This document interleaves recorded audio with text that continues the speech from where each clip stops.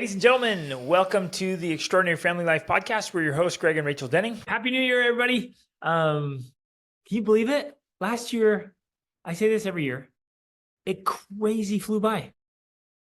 I remember thinking last January, like, this year's going to go fast, but I'm going to live it up. And man, it went fast. Luckily, we lived it up. We lived it up. Like last year was an iconic year for our family. I think we went to at least 18 countries. Yeah, a lot. That's not bad. And had some really special experiences and oh man, did awesome things. But so we had a great year, stellar year. It's gonna be hard to beat this year because it was so good. But it flew by, didn't it?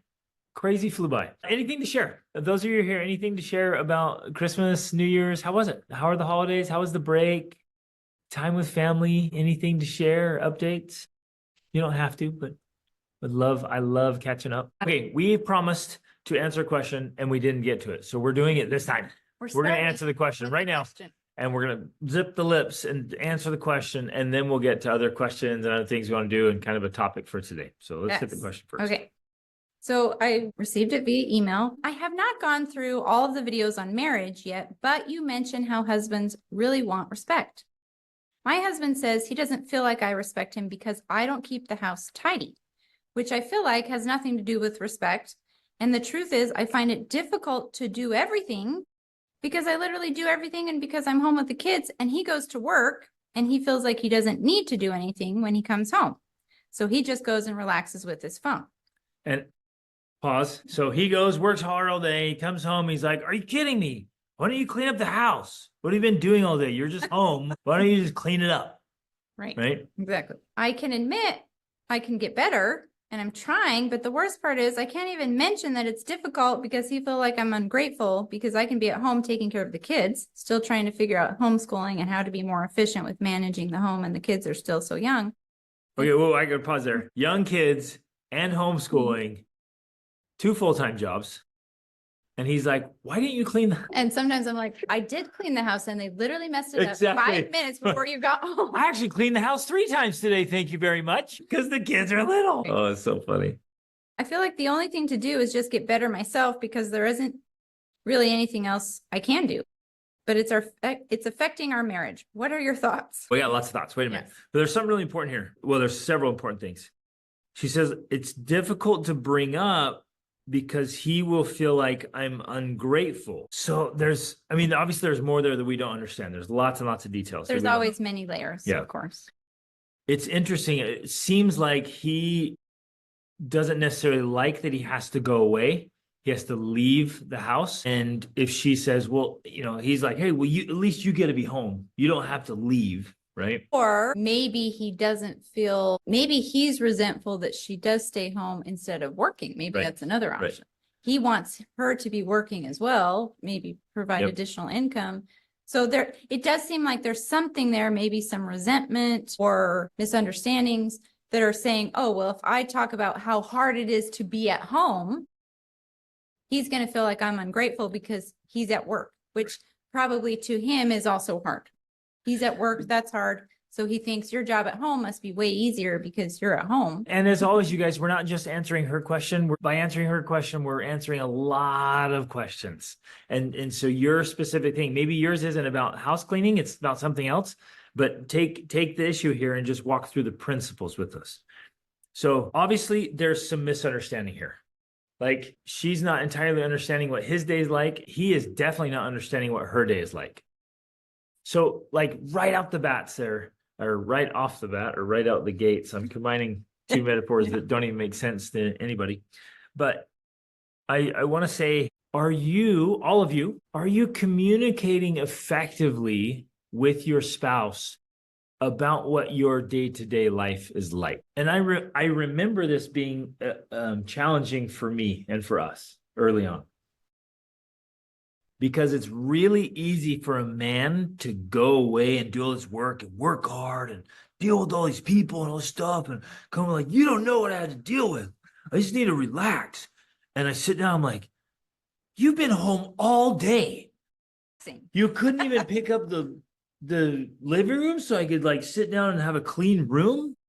And why isn't dinner ready? Like you've been here literally all day. Like you were awake when I got up and I don't even get dinner or a clean house. This is ridiculous, right? Like total miss, total miss. And then she would be like, why didn't you come home and ask about my day? And tears were shed. And like, I had a hard day. I had the kids and I was dealing with, I'm like, they're just little kids. How hard can it be? And it's a few toys and things. Are you kidding me? 8 hours and you can't pick up a few things and make a simple meal? Like just total miss. And I remember when we were working through this, and I was like, okay, but when we begin to understand each other better and understand what our lives are like and what we're dealing with, it's a total transformation in how we communicate and how our expectations. Well, I think she's obviously off to the right start here by saying, I feel like the only thing to do is just get better myself. In a lot of ways, that is the only answer ever, because we can't change our spouse. We can only change ourselves, right? And we all know that. I think the hardest part about that is eating that humble pie, or sometimes swallowing our pride and saying, okay, in this situation especially if it's a recurring situation, which it sounds like it is, which we like to call the drama triangle. There's a drama triangle going on here. I do this, he does that, and it goes round and round and round. The only way to change that is one of us has to be willing to step out of that triangle. We have to interrupt that pattern that's happening. So this pattern that's happening, it needs to be disrupted. And often the best way to disrupt it, to get the results we actually want, is to do the thing you don't want to do, which in a lot of cases is like, okay, my husband wants a clean house and dinner when he comes home. Guess what I'm going to do? Even if the rest of the day is chaos, I'm going to make the effort at least 5 minutes before he comes home to clean up the house and to be working on dinner. So then he's like, wow, okay. And then I'm going to say, how was your day, babe? Tell me about it, right? And it's so just to do that and get out of the PJs. I remember that for years. I was like, we were up together at 7. You're still in the clothes I left you in. Like your hair still that kind of day. Yeah. She's like, what? I homeschool. Right.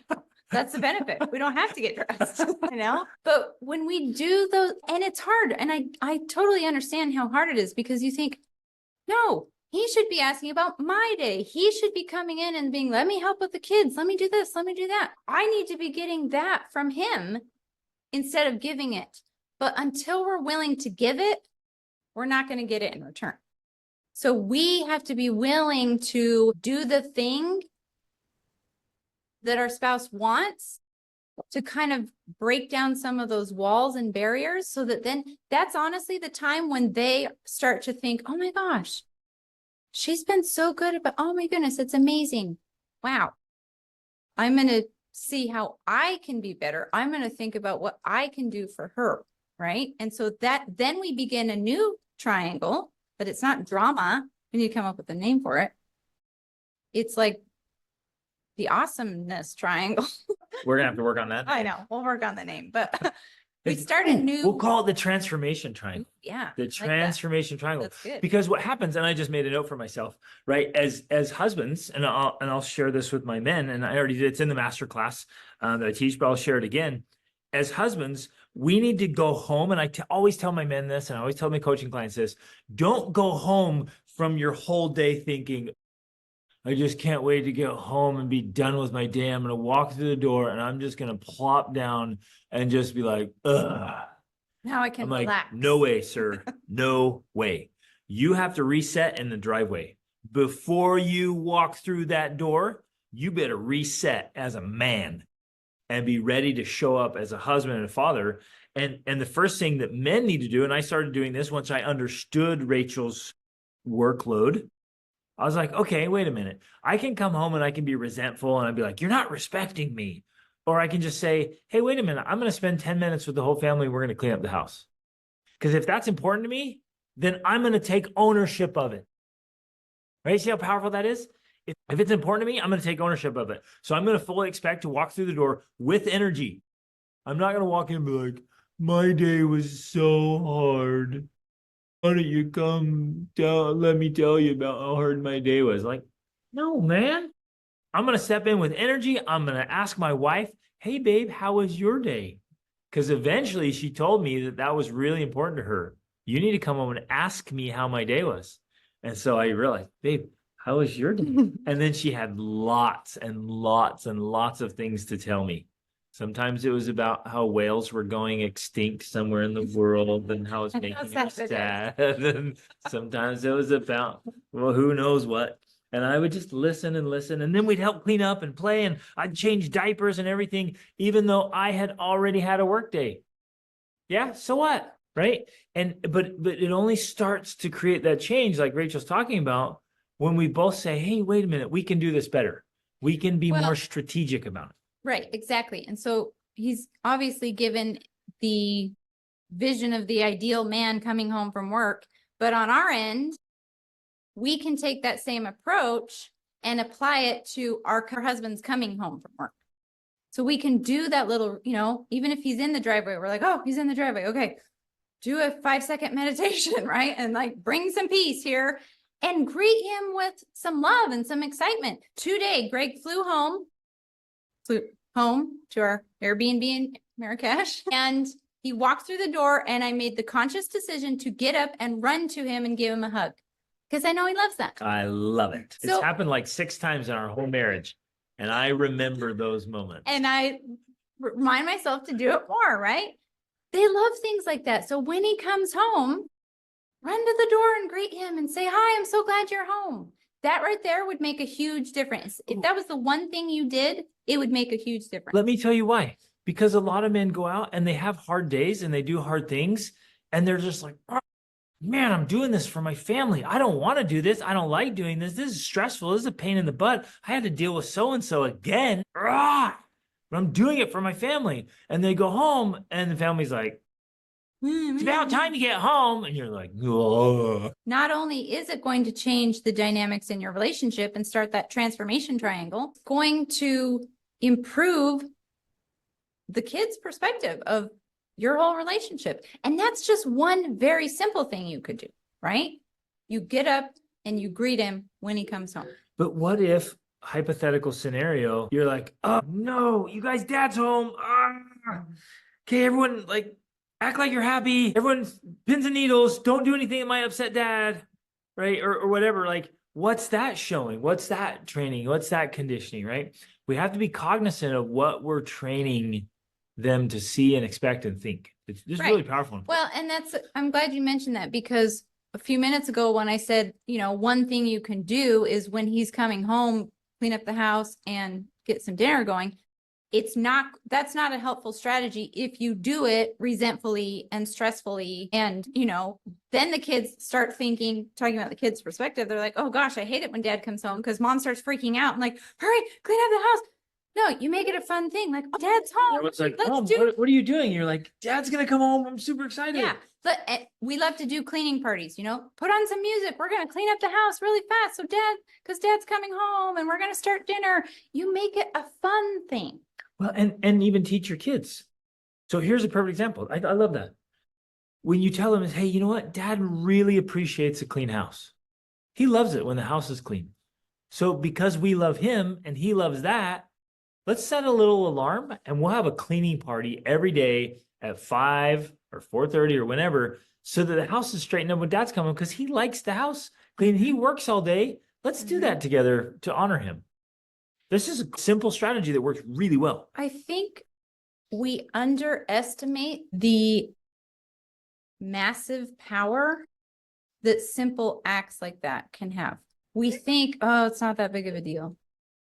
But when we make it a big deal, it actually becomes very powerful, very transformational. It makes me think of the engagement that just happened for our daughter in Morocco. Really, it was very simple. We were literally on the top of some sand dunes, but they made it special by adding these little special touches, right? They laid out a carpet on the sand dunes and they put up these little tent things, and they had tea and they had some cookies and they had a little fire and they had this incense, and they put the incense in the fire. And then every person that was there walked by and like inhaled the incense of the fire. Like I'm inhaling this part of I don't remember exactly what it was, but like I'm connecting with you in this experience. And then they grabbed us all by the hand and they're like, follow us. They speak Arabic. We don't know what we're just going along. And they're like, come this way. And the guy's drumming the drum. And then we're going around in circles, like dancing, and they're doing all these dance moves and we're copying them. We're like, okay, yeah, we're doing this thing, right? And it made it so special. It made it magic. It was literally magic. But it wasn't anything big. It's not like there was nothing there that we couldn't reproduce, And so when we do little things like that and make these little traditions and rituals, it transforms family life to become something special and exciting and magical instead of what it is, right? Instead of this drama triangle going on where we keep hurting each other and resenting each other, we do the little things that make a difference to bring back that magic and the fun and the romance, right? Wow. So both ways we can just really say, well, how can I, as a husband, I'm like, how can I help Rachel do what she wants to do? And as a wife, she's going to say, how can I help Greg do what he wants to do? I think this is a perfect place to, I'm going to hit a couple things here. Number one, she says, we always talk about how men want to be respected. And that's just true. One of just at a core level, we want and need, it's kind of a core need. We want and need respect. I think sometimes they need respect more than they need love. Yeah. Men just have this need to be respected. It's just in our biology and our makeup. What's interesting in this particular instance is what's called the hierarchy of values. So people will define it differently, like, how am I respected?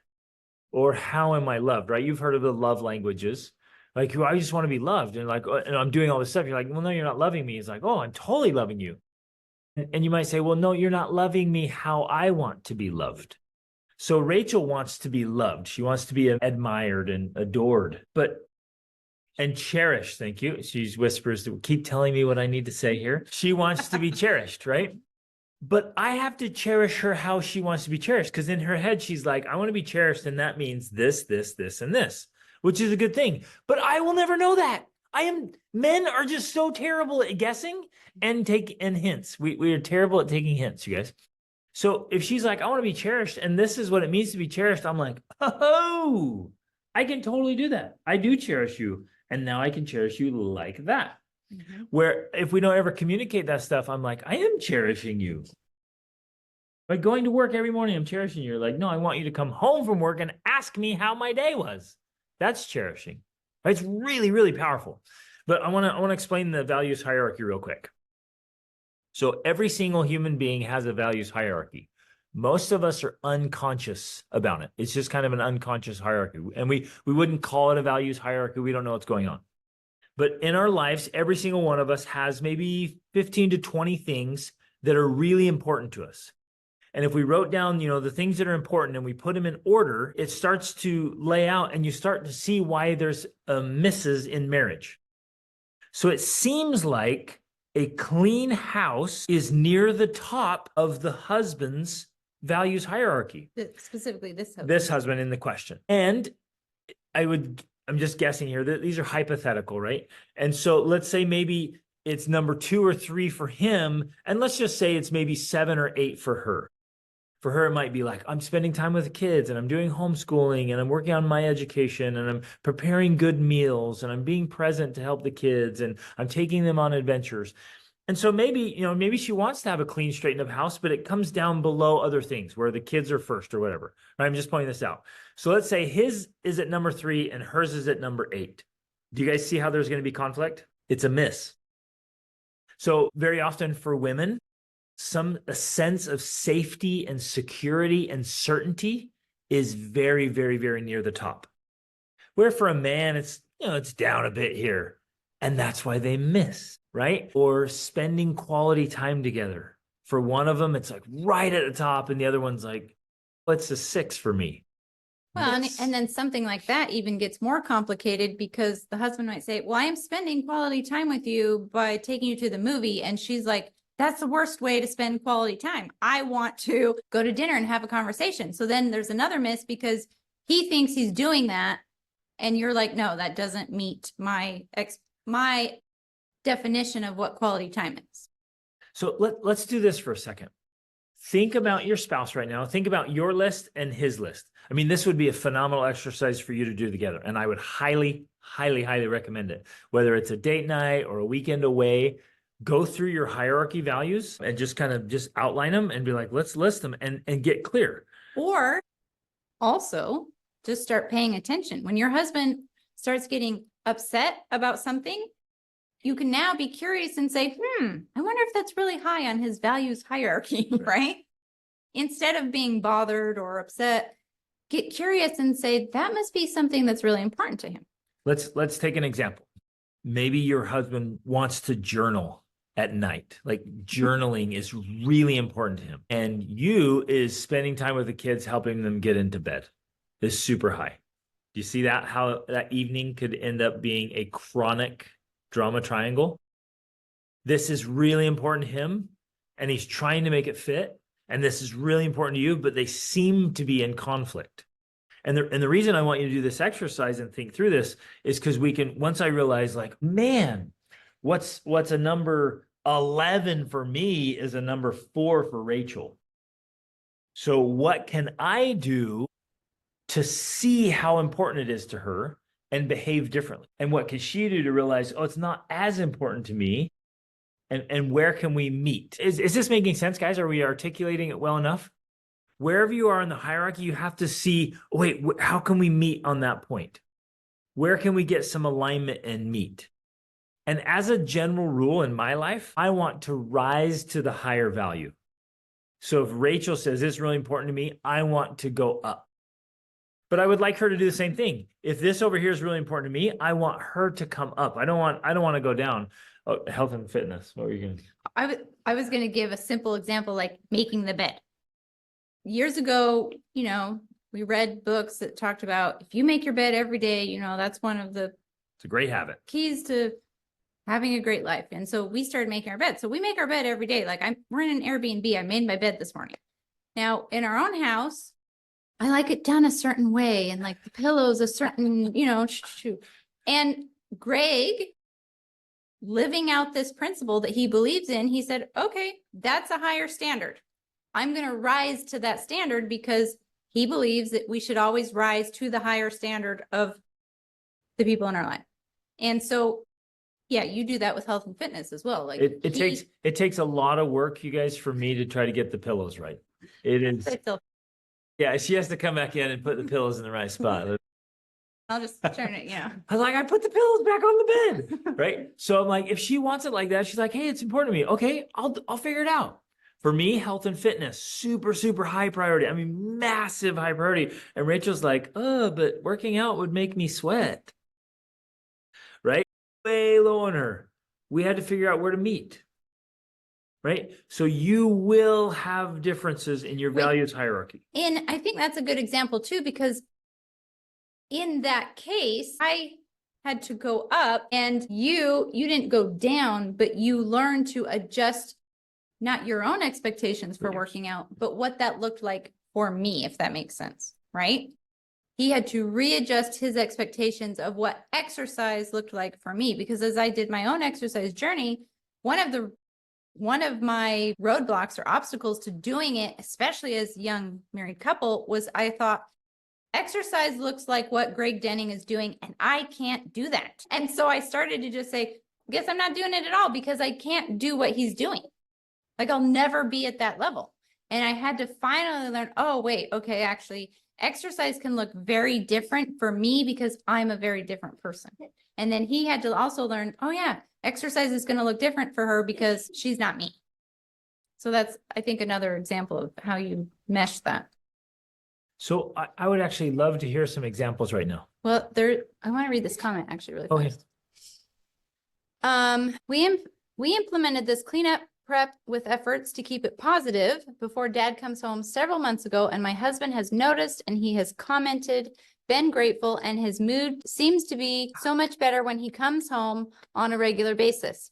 He has also been so much better about asking me about my day too, since I consistently reminded him it means a lot to me. Oh, Love it. yeah. That's perfect. Nice. Great Plus example. the fact that you say you consistently reminded him that it means a lot to you. That's a key piece as well. Most men are just not wordy. And when No. you're like, why don't you say nice things to me? He's sitting there going, What should I say? I'm like, just tell me what's in your head. you're pretty. You look pretty. You're pretty. And she's like, is there anything else? You Yeah, look I know. beautiful. Well, what else? Girl, you We have an inside joke now. You've seen Madagascar. It's the one where they land, they crash the plane. it's a and- cartoon. Yeah. And the hippo, the female hippo, she sees the guy, Moto, and Oh, he's talking to her and he's like, girl, you're huge. Girl, you hit. And she's like, well, what else? You're huge. And so that's my joke. That's my now cue to him. Whenever he's telling me things, that like, you're awesome, babe. You're just so great. I'm like, girl, you're huge. And he knows he needs to get more specific. Oh, right. How important is money? How important is how we handle money? Transparency to money. Like that one is a big, big, big one. So that's a great example. And it reminds me of like religion is a big example. Politics is a big example. Food is a big example. Did I mention religion already? Sex, right? It's these ones that can be big, big, big deals. For some of you, like sex is going to be incredibly important where there was like, or money here, or religion here, or politics here, or education. Some of you might be like, education is so important. He's like, right, or vice versa. So find out where those are and then get aligned. And start paying attention. I think at the very least, if you start paying attention to these things, you'll start realizing why you're having some of the difficulties you're having, because you suddenly now have this framework of, we have a different values hierarchy for this topic. And then you're able to kind of discuss it. And especially if you can share this idea with him and say, I learned about this values hierarchy. And to me, this thing is high on my hierarchy, which even, mentioning the money there, Greg had already talked about how for a lot of women, security and safety, like that's high on our values hierarchy. And for a lot of us, that is connected to money. And so it sometimes comes down to, I don't feel safe and secure unless, we're making this financial progress or whatever. So good stuff. In our relationship, when we figured out that when we're having conflict, there's actually multiple layers of things that are happening. So you can be having a conversation about finances, but it's actually not just a conversation about finances. There's always at least often 2 layers or more. And when you can learn to grasp that and comprehend that, it really helps you to take it apart so that you know what you're actually talking about. Because sometimes we think, oh, we're talking about how to do the finances, but he's talking about these underlying fears he has, and you're talking about this. And so you're not actually talking about the same thing, even though you kind of think you are. And then there's a lot of confusion that arises and a lot of, you're like talking in circles almost. So when you can begin to identify. He misunderstands the ultimatum. Yeah. You're like, hey, I need clarity. And he's like, he could be, because you guys, every man is going to be a man's greatest sensitivity is about his ability to provide well and to fill that role as a man. Anything out there can seem like a threat to that, like an attack. So I don't know him, but he very well could be sitting there thinking, oh, she doesn't think I'm competent and capable enough to provide. And now she's saying, no, do this or I'm out. And he's totally misunderstanding, saying, I can't do that. And it feels like this massive threat. And he's like, I'll have to leave because I can't do that, where that's not what you're saying. Right. But he's going to feel super sensitive. And because of his past, even extra hypersensitive about it. Right. And so back to this idea, if when we have conversations with our spouse that are challenging and difficult, at this point now, I'll literally say, okay, wait a second. Are we talking about this, like the actual strategies of how to track the finances? Or are we actually talking about your fear that I'm going to do this? Or are we talking about your insecurities about this. And we can start to separate out in the conversation what we're addressing, and then kind of isolate it too and say, you know what, wait a second. Let's talk about this, because I think, we always talk about the underlying issues or the cause of the cause or the source of the issues. When you can get down to the cause, which sounds like it's his insecurities and his feelings of betrayal and all of that. If you can get down to that and have that conversation and address it, it's going to be so much easier to figure out the rest. In fact, sometimes it even becomes a non-issue.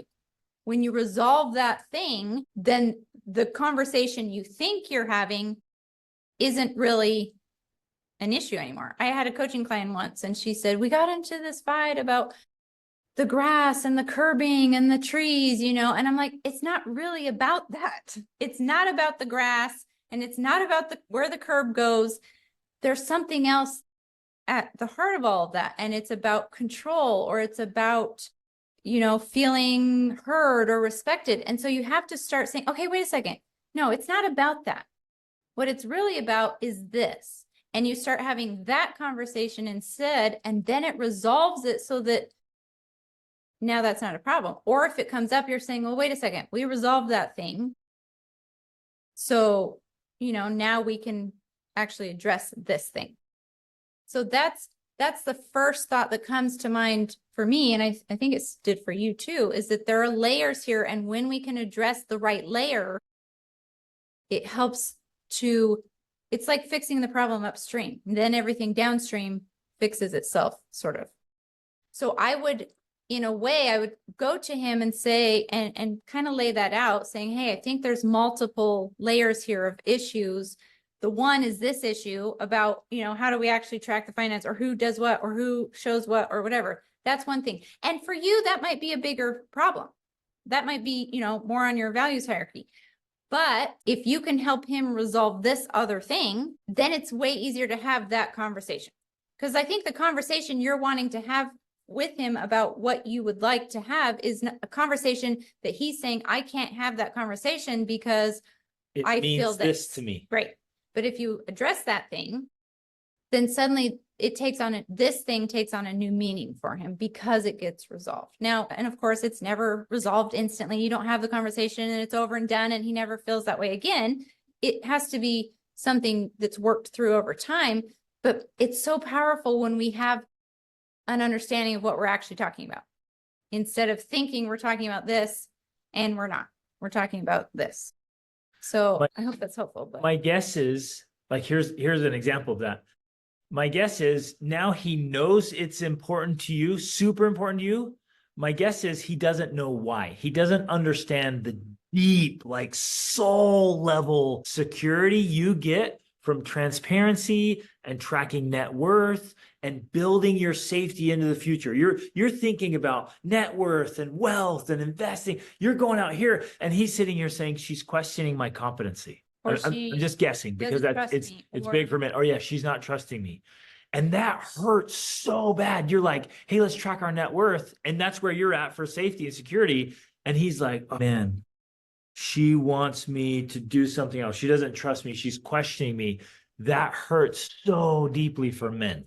Well, and you brought up another very important issue in communication with our spouse, is because I have found this across the board, that one of the reasons spouses don't communicate well is because they're using words that have different meanings and definitions, words or phrases. So I could say something like track our net worth, which to me means this, and to him, track our net worth means this. So you're saying the same thing, you think, but you're really not, because it has completely different meanings based on your past history and your future vision and all of that. In this context, I bet the word transparency has very different meanings for both of you. I'm guessing that's a big one. You're saying transparency and meaning this. He's hearing transparency and meaning something else, right? By the way, side note. Maybe investigate that. Yes. Say again, that's what Rachel's saying, get to the specific points. And I hope everybody's listening carefully here. Whatever your thing is with your spouse, get to the very specific points. Why? As I was hearing you articulate the conversation, I was like, good. good. And then his reaction caught me off guard.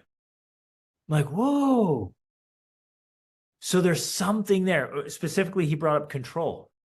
I thought you would never control me. Whoa, there's something there that has to be addressed. What is he means control. And what does control even mean? Why is he so hesitant to be controlled? There's something there that's frustrating or terrifying or something there that means different stuff, right? So in our marriage, we agreed for complete and total transparency on everything. I literally have nothing, not even a shadow of anything. Rachel gets full exposure, right? And luckily I get full exposure. Little innuendo joke there. Had to throw that in since we're married. But you guys, we have to have that. And we're like, we have nothing to hide. And so you have to walk through that journey of why you want that. And reassure him it's not because you don't trust him. It's not because you're questioning his competence. He has to know that.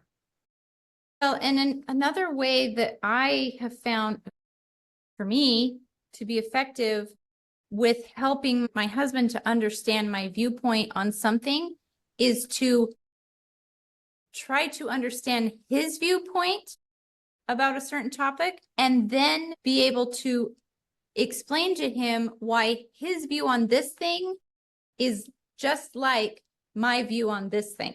For us, one of those big things was, I think we've talked a lot about our own personal sex journey, and we've done plenty of podcast episodes about it.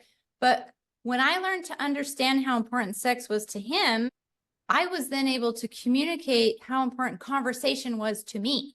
And I was able to use this kind of metaphor and analogy of like, how you feel about this? That's how I feel about wanting to hear from you or wanting you to ask about my day or wanting you to, talk to me or just listen to me. So I was able to make it real for him in a way that he understood using the things he cared about and that were important to him, not in a manipulative way, but in a vulnerable, open way. And saying, you know what? I would even share with him, I can't be sexual with you, or I can't be open with you. I can't, get naked with you or whatever. Vulnerability is represented by nakedness. If you're not willing to be vulnerable with me, if you're not willing to be open with me, and that means this for me, right? So I make it a very real connection of he wants this and I want that. And it's the same. At least in the values hierarchy, like as far as what's important to us, right? It's the same importance. So this is important to me and it's important to you. Here's how it looks from my perspective, right? If that makes sense. Well, and you even said that your intimacy is tied to your security, which is tied to finances. So, and it seems strange to make those connections to say like, hey, babe, I have a hard time being intimate with you because you're not open about the finances. But if you really feel that way, that's transparency. And that's where it begins, right? And again, it can't be done with manipulation of like, I'm not going to have sex with you unless you are open with the finances. That doesn't work. But if you can vulnerably, it's a tough word, share why it feels more frightening to you, right? And I truly believe there is like even a biological connection there. Absolutely. Women are the reproducers of society, right? We reproduce, we perpetuate society. And in order to feel safe enough on a biological level to reproduce, we have to have certain things in place. We have to have safety and security. We have to be provided for. Because there's a period of time, especially when we're bearing children, when we can't provide for ourselves and we need to be supported. And so, of course, you may or may not be having children, but the point is on a biological level, that's kind of built into us. And so we need that safety and security in order to feel like I'm safe, my family is safe, I can do the work I need to do to raise my family because I am safe. And in today's society, that is connected to money, right? So it is all interconnected, and it is often very, much bigger than we think it is. And when we can learn to talk about it in those types of ways, I like to call it archetypal, it actually does make a difference in helping us to truly understand why it's so important. Okay. As you were talking, literally, I was just like, let me meet with him. Let me meet with him. Let me talk to him.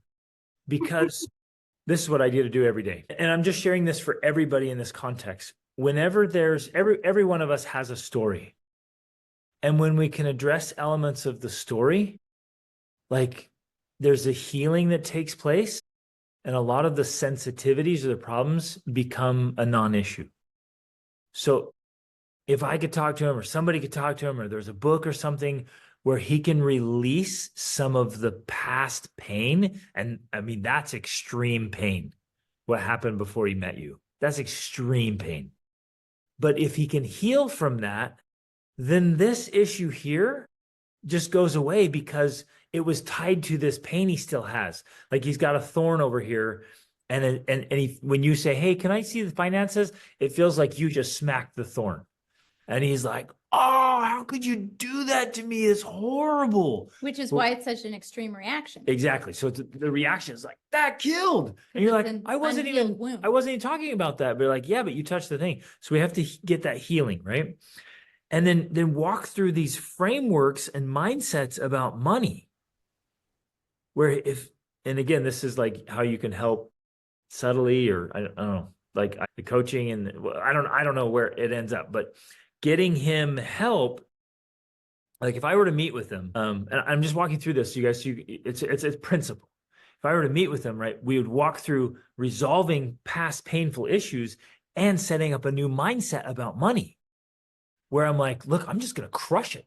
I'm just going to absolutely crush it in abundance. I'm going to just provide so well and be a phenomenal businessman and do whatever I do. And there's going to be enough money for all the things you want, all the things the kid want, all of our security, safety, whatever. Like I'm just going to dominate here, and I don't have to worry about anything. Like here's all the bank accounts. Here's all the money. Which again, and I'm hitting it right. It's a mindset and skill set that's so powerful. And I think every single husband needs, and many of the wives need. Which again, though, is the level things, because there's the one conversation about the healing, and then there's the other conversation about the money mindset. So again, we're just throwing it out there because with basically every issue we're facing, there are going to be these multiple layers of analysis or levels of issues that we have to, and the powerful point I want to drive home is when we can recognize that, it's so helpful with communication, because you're able to say, oh, wait a second, we're not talking about this. Or at least talking about this isn't going to solve the problem. We have to go deeper and talk about this. Now, the challenge is not everyone wants to go deeper, yep. Right? But that's where the real power lies. I'll just throw in, highly recommend for everybody to read The Untethered Soul. Everybody should read that. So read it, have your husband read it. It's just a great book for healing whatever it is. He walks you through so well how to find your pain points, your wounds, and to start working through them and healing. And it doesn't matter what the wound is, that kind of book will help process that to make this entire journey easier. It's The Untethered Soul by Michael Singer. Yeah, and I'm really glad that you brought up that point, because it is very true.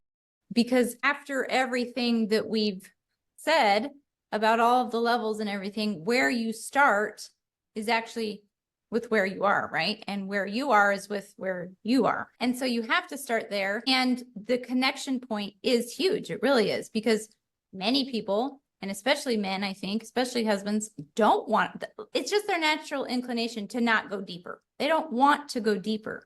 But when we build those connections with them, like you're talking about, that's when they're going to be willing to go deeper. And when we work on, like you said, healing our own wounds and giving them a space to you're not trying to force them to do that, but you're like, you know what, I'm here to give you space to support you in that. And acknowledging that it is a thing, and like you're here for them when they are ready to do that without forcing them to do that. And I also wanted to recommend a book for that specific process of connecting. It's called The Empowered Wife. And I think someone in the group shared it with me actually, and I read it and it's amazing. So that's what came to my mind is The Empowered Wife. It's super powerful. I think it's like the 6 intimacy secrets is the tagline. And it specifically has just ways of connecting effectively with your husband in a way that, works for them. So that's I really recommend that. in the book, The Empowered Wife, she is very anti-counseling. She really emphasizes that counseling usually actually makes marriages worse. So well, we are too, but she's very anti-counseling. Yeah, Wait, you had something? I want to hit something. Okay. So you said that you need to have that, and it's a standard. And I want to encourage you to keep that. Make sure you guys, when you have high standards and it's really important to you, don't back away from it. Just figure out how to draw your spouse to it. Don't force it. You don't have to have the hard ultimatums. Just figure out like, well, what I said didn't quite work. I'm going to say it a different way. Okay, that didn't land enough either. I'm just going to keep trying every approach I can until he finally one day goes, now I know why it means so much to you, even though it doesn't mean that much to me. Well, and at the same time, I think you can move forward having separate conversations. It's okay for you to keep saying, well, yeah, this is really important to me. And let me try and explain why so that you can understand. But it doesn't mean this conversation here, that I want to control you, that I don't trust you, that I don't think, whatever it is, like you've got to figure out what he's thinking and feeling when he's having these reactions. And say, yeah, this is important, but it doesn't mean this, so that you can be able to separate those conversations and keep having them moving forward and saying, well, wait, when I say this, does that mean this? Are you thinking this? And so you're just making sure to kind of essentially separating it so that you both recognize there's two different things going on here and they don't necessarily cancel each other out or whatnot. The principles here are for all of us. I got to say one more thing. Betrayal and rejection from someone we love deeply is one of the most painful things any human can experience. And subconsciously and sometimes consciously, the first thing we do is think, well, it must have been me. I wasn't enough. So in the vast majority of cases, if somebody was cheated on or rejected or abandoned, betrayed, any of those things, you feel like there was something wrong with me. I wasn't enough. So then there's a deep underlying fear that if they start questioning my competency, if they in any way, shape, or form question whether I'm enough, I might end up abandoned again. And from the tiny bits and pieces I got, he's going to be sensitive to you questioning his competence. And which was indicative by the first thing he said, we could do that. We could do that right now. I could buy that right now. He's going to be like, no, I'm not incompetent. I can do this, right? He's protecting that.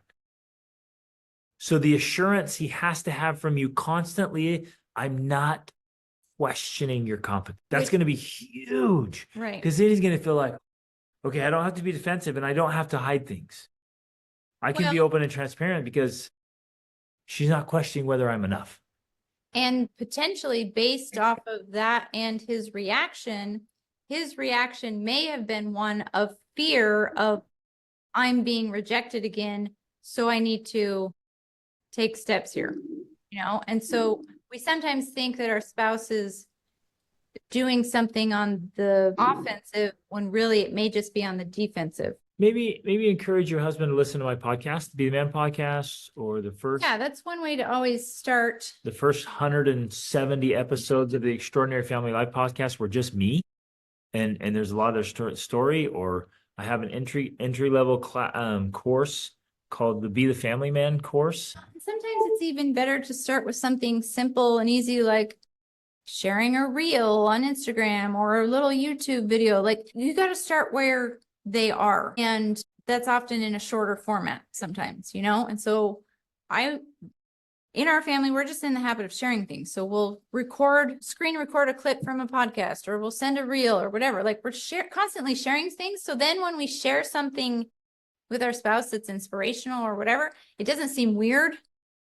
Like, oh, what are you trying to do? Change me or something? No, like just start sharing things with him, just funny things and cool things and inspirational things. Like just share things. And that's a way to start sharing inspirational things too.